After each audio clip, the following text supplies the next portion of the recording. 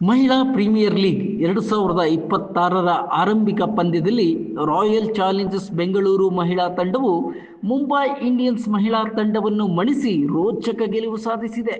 ಕೊನೆಯ ಕ್ಷಣದವರೆಗೂ ಉಸಿರುಗಟ್ಟಿಸುವಂತಿದ್ದ ಈ ಪಂದ್ಯದಲ್ಲಿ ಕ್ರಿಕೆಟ್ ಅಭಿಮಾನಿಗಳು ಕಣ್ಣೆತ್ತುವಂತೆ ಮಾಡಿತ್ತು.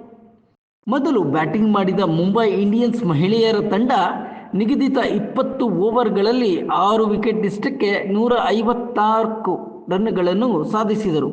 ಎಂಐ ಪರ ಬ್ಯಾಟ್ಸ್ಮನ್ಗಳು ಸ್ಥಿರ ಆಟ ಪ್ರದರ್ಶಿಸಿದರು. ಆರ್ಸಿಬಿ ಬೌಲರ್ಗಳು ಮಧ್ಯಮ ಓವರ್ಗಳಲ್ಲಿ ಉತ್ತಮ ನಿಯಂತ್ರಣ ತೋರಿದರು.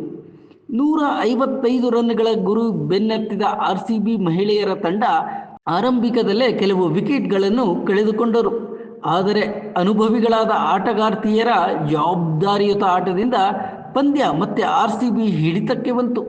ಅಂತಿಮ ಓವರ್ನಲ್ಲಿ 18 ರನ್ಗಳ ಅಗತ್ಯವಿದ್ದ ಸಂದರ್ಭದಲ್ಲಿ ಡಿ ಕ್ಲಾರ್ಕ್ ಅದ್ಭುತ ಬ್ಯಾಟಿಂಗ್ ಪ್ರದರ್ಶನ ನೀಡಿ ತಂಡವನ್ನು ಗೆಲುವಿನ ದಡಕ್ಕೆ ಕರೆದೊಯ್ದರು. ಆರ್ಸಿಬಿ ತಂಡ ನಿಗದಿತ 20 ಓವರ್ಗಳಲ್ಲಿ 7 ವಿಕೆಟ್ ನಷ್ಟಕ್ಕೆ 157 ರನ್ಗಳನ್ನು ಗಳಿಸಿ 3 ವಿಕೆಟ್ಗಳಿಂದ ಪಂದ್ಯವನ್ನು ತಮ್ಮದು ಮಾಡಿಕೊಂಡರು.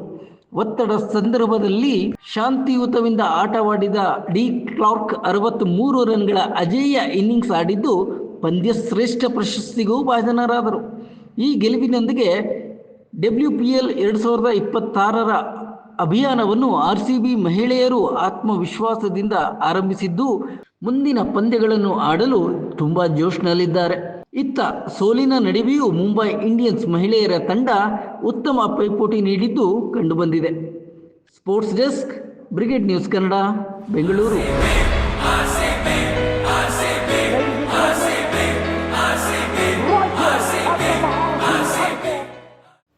ಇನ್ನಷ್ಟು ಹೆಚ್ಚಿನ ಮಾಹಿತಿಗಾಗಿ ಫಾಲೋ ಮಾಡಿ ಬ್ರಿಗೇಡ್ ನ್ಯೂಸ್ ಕನ್ನಡ.